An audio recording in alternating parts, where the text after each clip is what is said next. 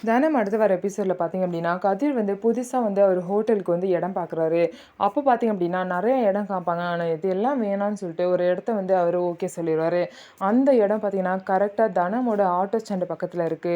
உடனே கதிரோட ஃப்ரெண்டு வந்து, "நீங்க எதுக்கு இங்க ஓகே சொல்லியிருக்கன்னு எனக்கு தெரியும். தனத்தோட ஆட்டோ ஸ்டாண்ட் இங்க இருக்கனால, அடிக்கடி தனத்த பார்க்க முடியும் அப்படிங்கிறனால தான் நீ இந்த கடைய ஓகே பண்ணேன்னு" சொல்லிட்டு அவங்க ஃப்ரெண்டு கேட்குறாங்க.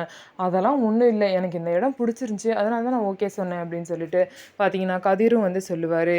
ஸோ இதுக்கப்புறம் பார்த்தீங்க அப்படின்னா, திவாகர் வந்து சௌந்தர்யாவ கன்டினியூஸா கால் பண்ணி பணம் வேணும்னு சொல்லிட்டு மிரட்டிட்டு இருக்காங்க.